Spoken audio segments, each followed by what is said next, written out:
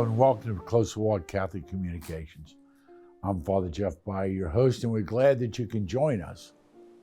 Nowadays, in our post-Vatican Church, there seems to be a lot of confusion. There's a lot of confusion about, well, Father, do we still believe this? And is this still wrong? Is that still wrong? And unfortunately, some of that confusion is not clarified through leadership. Unfortunately, some of that confusion is just increased by some of the things that we hear. You've heard me say this many times on this program. What's the role of the church in the world? Is the role of the church to change God's law to keep up with society, or are we called to change society to remain faithful to God's law? And I think that clarity is something that we really need. And today, I'm very, very honored to have with us Bishop Joseph Strickland. Bishop Strickland, the diocese, originally a priest to the Archdiocese of the Diocese of Dallas from Fredericksburg, Texas. Then in 2012, he was consecrated Bishop of Tyler, Texas. And since that time, Bishop Strickland has been a very clear and consistent voice about the church and its teaching. Bishop, welcome. Thank you. Bishop, there's so many issues. And, you know, one of the things that people say, is that a holy day this year?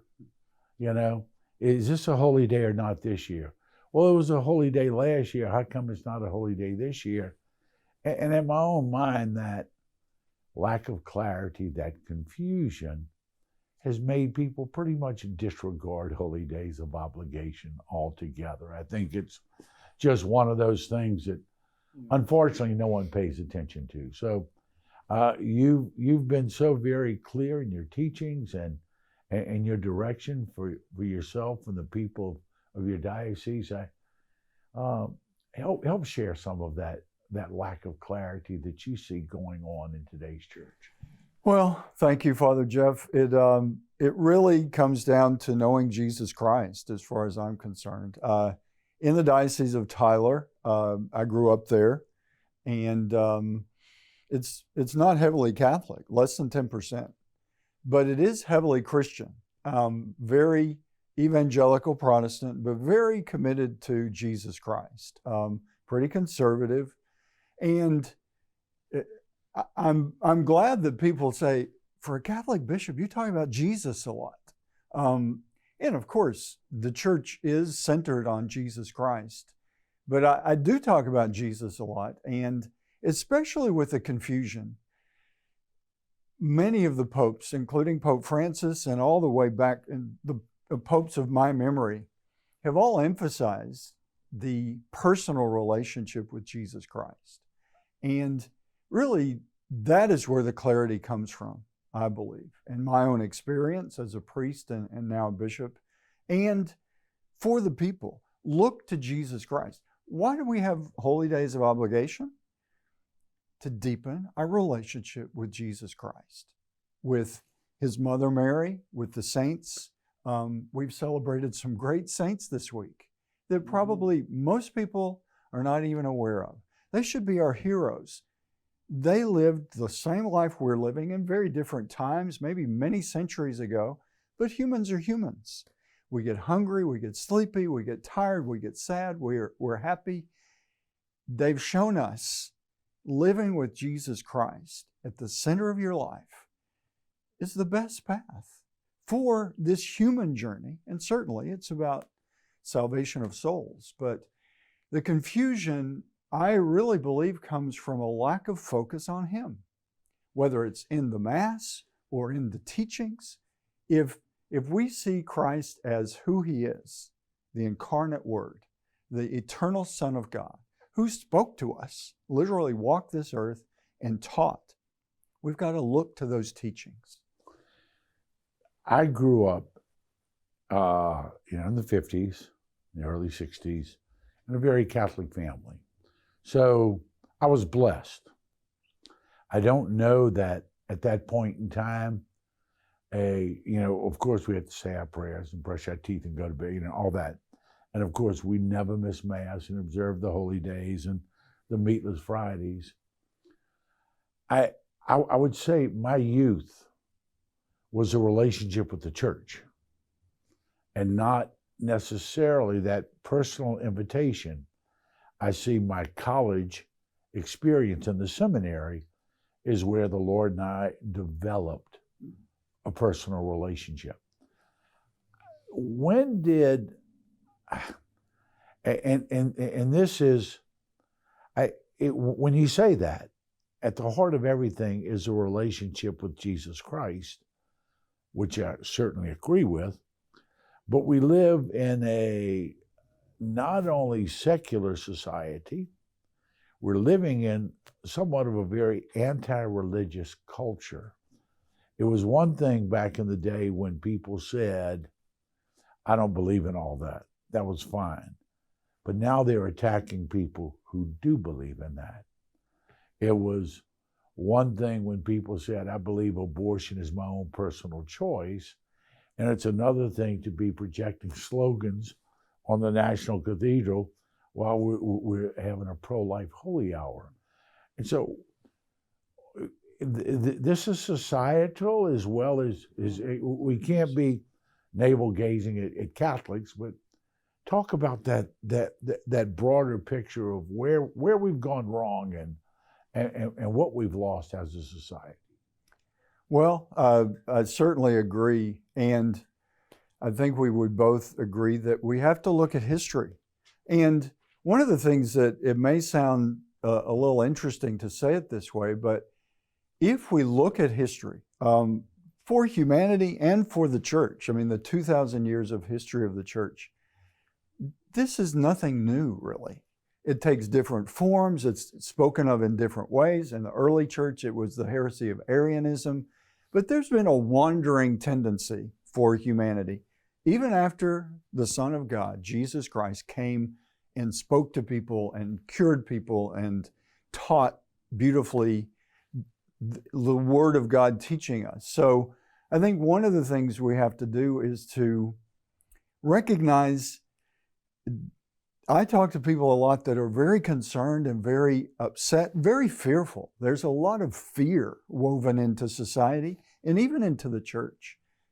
What does Christ say so often? And the Pope that I like to call John Paul the Great said so often, quoting Christ. He didn't make it up, but be not afraid. How often does Christ say that to his disciples? And they needed to hear it because they were afraid very often. And I think the fear it pervades everything because, I mean, I talked a moment ago about a personal relationship with Jesus Christ, but as you're saying, Father Jeff, people don't want God. People are really so much, I think you can look at our society and even affecting the church through a lens that says, we're God. We're making the rules. We're in charge. And I think part of that, I really love science. I've always been interested in science, especially medicine. But we have to recognize the limits. We can manipulate so much medically. And sadly, we manipulate life all the time medically. Certainly with the issue of abortion, but in so many other ways. And what I think as humanity, we've forgotten, yes, we've figured a lot out that 100 years ago, we had no idea of some of the mechanisms and the chemical reactions and the things that make our bodies live and be healthy. And I think we've got a tremendous thread of arrogance that we think we've figured it all out. And without God, we've figured nothing out. You know, in my own mind, and it's part of our American fabric, this rugged individualism, okay? But in my mind, the individual right has become supreme. And we think because we can do it, it's okay to do it. And Bishop, I know you're a much better scholar, but in my own time, because I was in the seminary in the 70s, and right after Humani Vitae in the 60s, and I started in 67. And I remember the caricatures of the Pope, Paul VI saying the pill is a no-no. And to me, it was a watershed event of, we lost the primacy of the teaching of the church. People, and some priests and religious, discarded that teaching as not being informed and not being scientific. And in my own mind, there was the beginning of the end of the teaching authority of the church. And unfortunately, at this point in time, I think we have replaced the teaching of the authority of the church with the individual right, and taking God out of the equation altogether. And, and so what I find very, very disturbing is, I know that we have what we have, and we, in society, we're going to have to battle society. I never thought I was going to have to do battles within the church. And that's very frustrating. That as we see people, acquiescing, and you were talking earlier, and I was vocation director for 12 years, and the areas of the world, of Vietnam, of India, of Africa, and of Poland at the time, that had more vocation than you knew what to do with, were the ones who were not spoiled with the materialism that we in our country have grown accustomed to. And out of that abundance comes privilege. And out of that privilege, I think we have decided we're more important. Our opinion is more important than the teaching of the church. And with that, and we only got another minute or so, what is the fundamental teaching that you think we've abandoned that needs to be restored? The authority of God. I think the authority issue is huge, and really in day-to-day ways. I mean, we've got huge issues that we have to struggle with, but as St. John Paul II said, as the family goes, so goes human society. And the authority of mom and dad is undermined. And therefore, the authority of the priest, or the authority of the bishop, or the authority of the Pope, authority just across the board. And I think that is probably the key issue, or one of the key issues. It's all sort of woven together. But when there is no authority, then you see what's happening. Yeah. People become authority unto themselves. And I've decided I'm this today, and maybe I'll decide tomorrow I'm something else. And that, as I've said to people, when I was a kid, that was called insanity. But now it's embraced as, well, we have to respect that. Oh, I know. And it's something that the absence of authority that we'd like to get into some very specifics in this next segment. Stay with us. We'll be right back. Hi, I'm Father Jeff Baye from Closer Walk Catholic Communications. Thank you for being here today, and a special thanks for the support that you give us. First of all, your prayerful support we so desperately need, and also your financial support. We are donor-driven, and that is what keeps us on the air today. As you well know, the truth is in great demand and in very short supply, and mainstream media is not going to bring you the truth of the Gospels of our Lord Jesus Christ, because that's not socially acceptable and it's not politically correct. Certainly we all realize that when this life journey's over, we don't stand before the Supreme Court, we stand before the throne of God. Therefore, with great clarity and great charity, to pronounce the truth of the gospel is important. Your prayers, your financial support enables us to do that. So we thank you, and may God bring you closer in your walk with the Lord each day. God bless you. Hello, and welcome back to Close Walk Catholic Communications. So glad that you could join us again. And Again, we're very honored to have with us the Bishop of Tyler, Texas, Bishop Strickland. Bishop, we were talking right before the break about the absence of authority, and that absence, as you said, allows people to imagine whatever they want, because I'm the authority. And we see it nowadays. And many families are really torn apart by what has become legal, socially acceptable, somewhat trendy, and and part of our society, and it comes from laws. And I'm talking about the whole aspect of human sexuality. Uh, you know, many of my parents come to me and say, I've got a son or daughter, and they're marrying their partner, and I want them to know that I love them, and I don't agree with it. And then, my daughter thinks she's always been a boy, and let's kind of go there, Bishop. And I think people need a foundation for why we teach what we teach, and that whole area of human sexuality that seems to be front and center with everything we deal with today. Well, I think you're exactly right. And it comes down to what is the truth? What is true? And ultimately, the authority of God, He has created a world that He's created with a plan and with a purpose. He's created us in His image and likeness. And it's like anything else, really, with all of our wonderful technology. I think of even a car, I've always loved cars as a kid, but you have to obey the authority that made that car. And I think that's a very simple, kind of down-to-earth way of looking at it. But what we're doing is saying, I've decided to put honey in the gas tank instead of gasoline. And it's not reality. It's not the truth of how that vehicle is made. And for us as human beings, God has made us. We're made in His image and likeness. He's made us with a plan, a beautiful, joyful plan.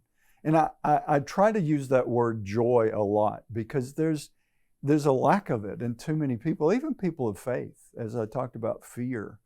And I think what we're talking about is simply recognizing, in many ways, what life is about is to discover what is God's plan for me. And when you pull God out of the picture, then it's like we're left on our own. And it really is harmful to people. There's so much depression. There's so much suicide.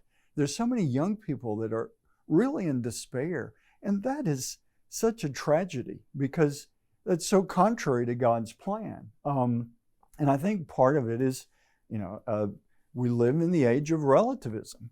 And there's so much denial. I mean, we laugh about it, but we probably cry about it as well, that so many times we can hear statements that are just contrary to what is true. But we're encouraged to embrace that. And you mentioned the parents that have children that are confused. What I often say is the greatest truth, the greatest gift is charity and truth. You talked about clarity and charity as we were beginning. The greatest love is to bring someone to the truth, not to just allow them to drift into something that they've decided but to bring them to the truth. And that, I think we've lost touch with that because of the authority issue and the clarity about the truth. But really, if you think about any situation, we need to give the truth to someone that we love. The truth is hard sometimes, but it's the best solution to whatever we're facing is to know the truth. And I've used this example before.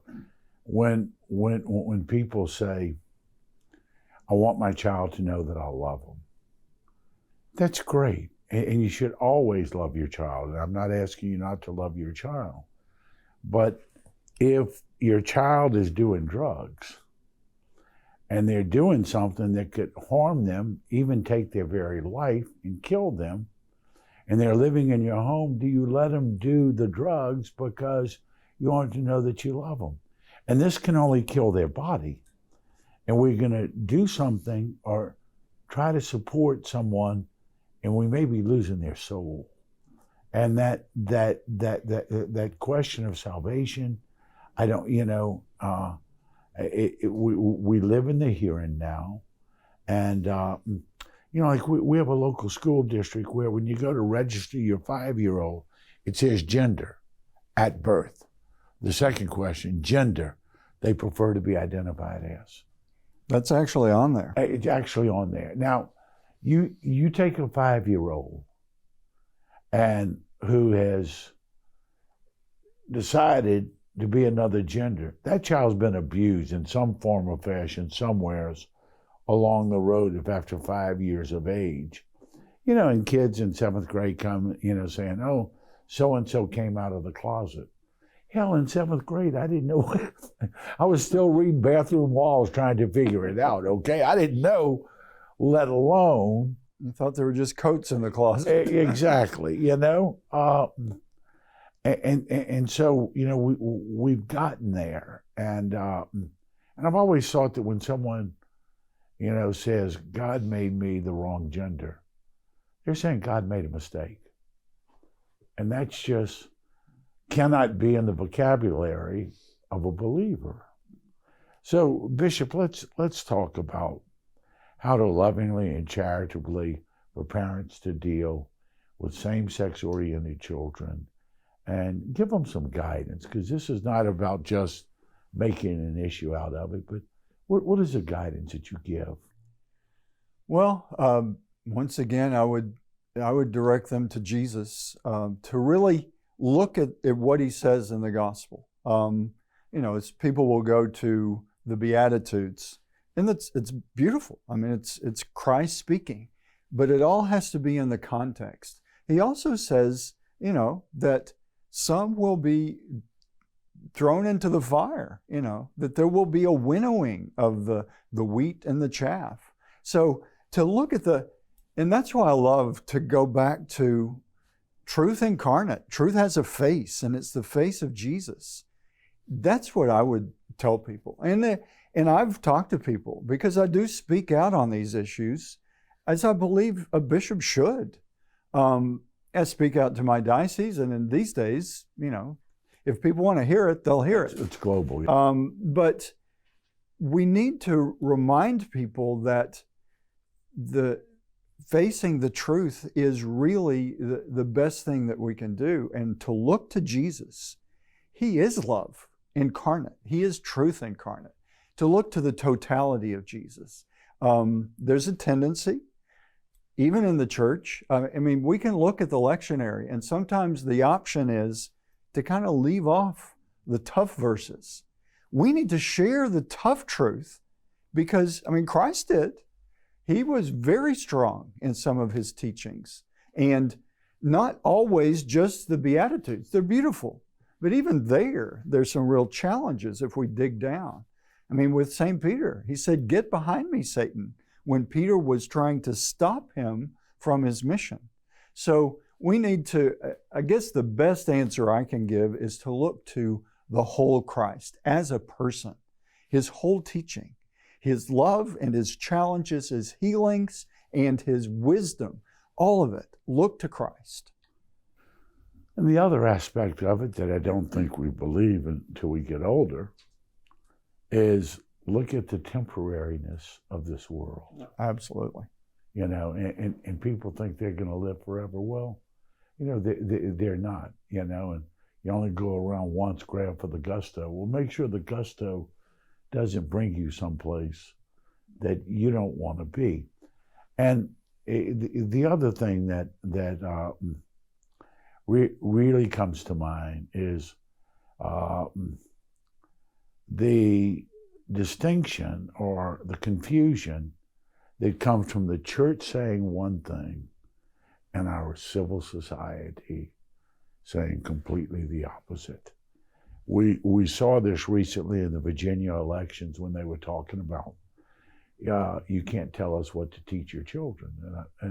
And because of that, we've seen an increase in homeschooling and stuff like that, because parents are starting to hear that, they're telling young children, you get to decide whatever you want to be, Yeah. And I think these people, and especially people whose children they call gender dysphoria now, how do they handle it? Don't call me Susan. My name is Fred now, or whatever the case may be. And it's a real difficult situation. And how do we guide those parents to hope? Well, I think you make a very important point. We are creatures of time, and our lives are relatively a short span of time. I mean, we're both old enough that it's like the years go more quickly. Yeah. And I think, and even talking to people that are going in the midst of these struggles, take some time. I think that's great advice, whatever you're dealing with, because we want things instantly. And the world that God built through nature, you don't push a button and grow a tree. It takes time. We as human beings, we develop over time. You don't have a baby and then suddenly they're 20 years old. You push a button. Nature takes time, just naturally. And I think that we need to learn something from that in this society where, I love gadgets and I love to push buttons and things happen, but humanly, that really is contrary to the truth. And I think especially with these kinds of issues, when people act with haste and don't really take the time, then very often they come to regret something they've done to their body or to their life that really is irreversible in terms of real physical realities. We need to take the time to ask ourselves, whatever your belief about God, whatever your view of the world, all of us as humans, we need to slow down and take our time. Bishop, thank you so much for being here. We appreciate your insights and your wisdom and the leadership you offer to the church. Thank you for being with us. May each day bring you closer in your walk with the Lord. God bless.